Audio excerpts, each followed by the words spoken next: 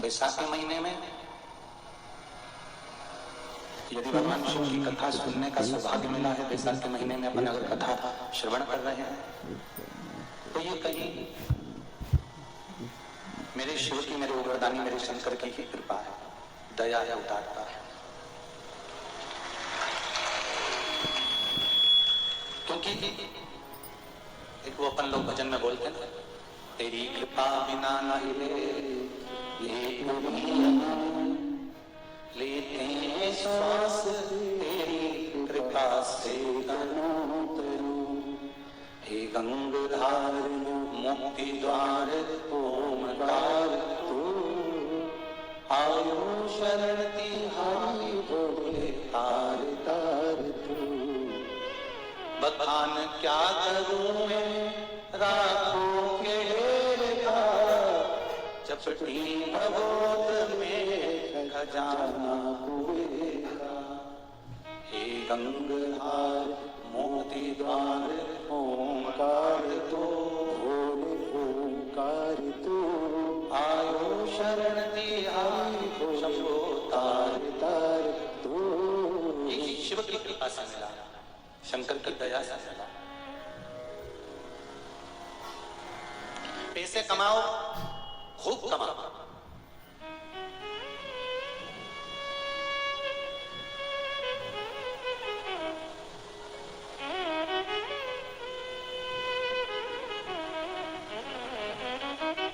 कोई कह रहा था गुरुजी पहले कितने डाकू होते थे, सब लूट के ले जाते थे।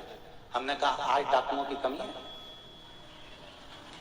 पहले के डाकू तो फिर भी समझदार थे, लूट कर ले जाते थे, पर माता रानी की काली की पूजन तो करते थे। आज के जमाने के तो डाकू हजम कर जाए मालूम ना पड़ता।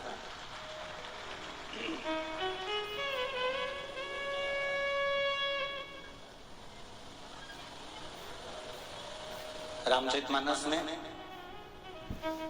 दो को बहुत बुरा बताया गया है, एक सूर्पनखा को और दूसरी केकई। एक और इसके बीच में मंथरा, जिसका मन नहीं ठहरा राम जी के चरण, वो मंथरा। पर इन सब में सबसे ज्यादा अगर बेकार किसी को बताया है तो वो सूर्पनखा को बताया। पर ईमानदारी से कहें, सूर्पनखा जैसा ज्ञान, सूर्पनखा जैसी भक्ति दुनिया का कोई व्यक्ति नहीं कर पाएगा। तो डायरेक्ट भगवान के सामने जाकर कहती है कि तुम सम पुरुष न मो सम नारी। जो भगवान से कहती है कि तुम्हारे जैसा कोई पुरुष नहीं होगा और मेरे जैसी कोई नारी नहीं होगी, इसलिए मैं चाहती हूं कि मैं प्रेम करती हूं, स्नेह करती हूं और विवाह करना चाहती हूं।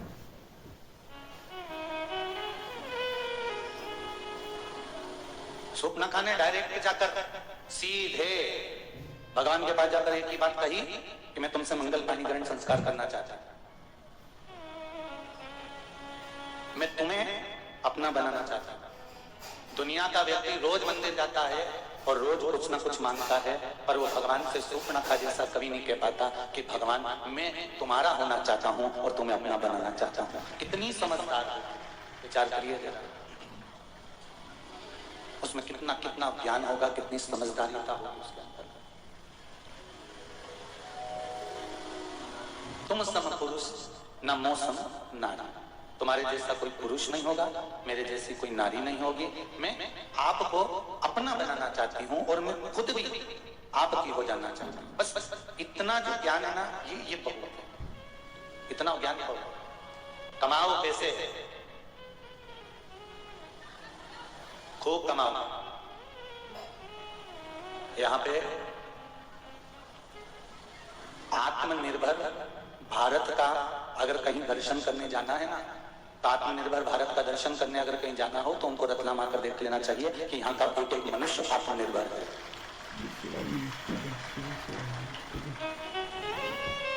मेहनत कर करके हाथ से सेव रगड़ रगड़ कर नमकीन बना बना कर आज पूरे भारत में रतलाम का नाम नमकीन के नाम से प्रसिद्ध कर दिया।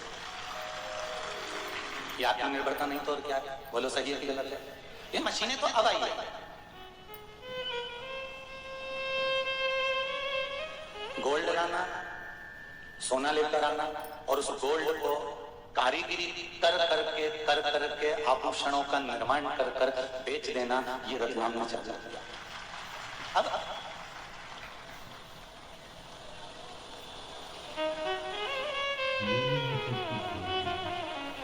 सोने की बट्टी खरीद के लाओ, उसकी कीमत, और सोने का जेवर खरीद के लाओ, उसकी कीमत, दोनों में कीमत किसकी जाती है?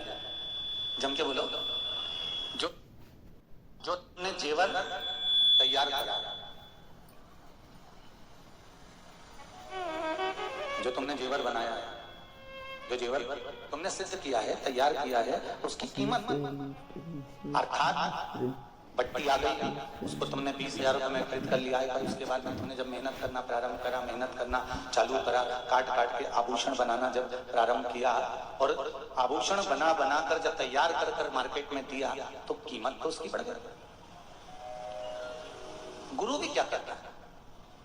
तुम सब, आप हो चाहे हम हो, सब एक सोने की बट्टी है, पर गुरु का काम है कि इसको कतर के, तोड़ के, अग्नि में तपा कर, फूंक मार मार कर, एक इतना लंबा पाइप होता है टेढ़ा, उसमें फूंक दे देकर धीरे धीरे धीरे टांका लगा लगा लगा लगा आभूषण तैयार कर दिया। और वो आभूषण जब तैयार हुआ तो उसकी कीमत बढ़ गई। गुरु, एक कथा वाचने वाला, एक सदगुरु, एक संत, एक साधु, महात्मा, सन्यासी, तपस्वी, साधक, उपासक यही करता है कि सबसे पहले वो कान में गुरु मंत्र की फूंक दे देता है, और फूंक देने के बाद में फिर धीरे धीरे टाका लगाना चालू करता है। मंदिर जा, सत्संग कर, राम जा, कृष्ण जा, स्मरण कर, श्री शिवाय नमस्तुभ्यं जब जब वो टाका लगाना चालू करता है तो अपने शिष्य को ऐसा कीमती आभूषण बना देता है जिसकी कीमत बाजार में बढ़ जाती है। वो गुरु ही कर सकता है, गुरु किसी बात नहीं करता।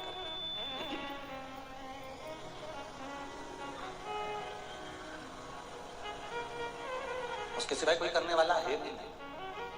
पैसा कमाओ, खूब कमाओ, जितनी तुम्हारी कैपेसिटी है उससे ज्यादा कमाओ, और भगवान तुम्हारे शरीर को इतना जोरदार रखे कि तुम कमाते ही रहो, मना नहीं। खूब अच्छे से कमाओ, मना नहीं, पर पैसे के साथ में थोड़ा सा पुण्य, थोड़ी सी दुआ, थोड़ा सा आशीर्वाद जरूर कमा कर रखना, क्योंकि जरूरी है, बहुत जरूरी। जहां पैसा काम नहीं आएगा वहां कमाते हुए चलो, थोड़ा आशीर्वाद कमाते चलो, पैसा खूब कमाओ।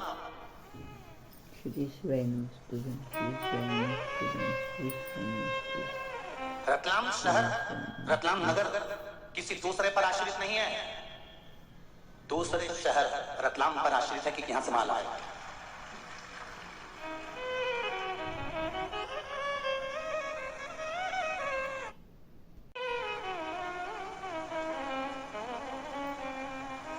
अमृत प्राप्त होता है। आज आत्मनिर्भर भारत की पहचान क्या है? क्यों लगे हुए हैं कि आत्मनिर्भर बनो, आत्मनिर्भर बनो? क्योंकि दूसरे के आगे हाथ नहीं फैलाना पड़े, कहीं से कर्जा नहीं लाना पड़े, किसी से जाकर कहना नहीं पड़े, बस अपनी मेहनत करते जाओ। जो गीता जी में भगवान ने कहा कि तू कर्म करे जा, फल की इच्छा मत कर, मैं तुझे खुद फल दे दूंगा। तू मेहनत में पीछे मत हटना, मैं देने में पीछे नहीं हटूंगा, तुझे दे दूंगा, तू कर तो सही। एक किसान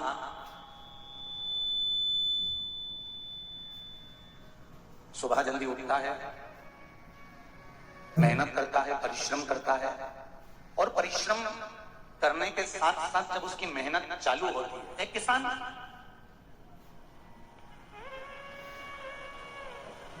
जब उसकी मेहनत चालू होती है और जब वो मेहनत करना प्रारंभ करता है और जो मेहनत में लगता है, सवेरे उठा, उठते से जो अपने कर्म में लीन हुआ, ऐसा लीन हो जाता है कि माथे से पसीना टपकता रहता है और वो अपने कर्म को करता रहता है।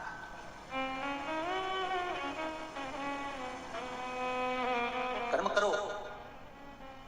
मेरे भगवान कृष्ण, मेरे लाडले, मेरे ठाकुर, मेरे कृष्ण, मेरे कन्हैया कहते हैं कि आप कर्म में पीछे मत हटना। अगर श्री शिवाय नमस्तुभ्यम। हर हर महादेव। पूज्य प्रदीप की बैसाख मास की कथा बहुत ही अच्छी है।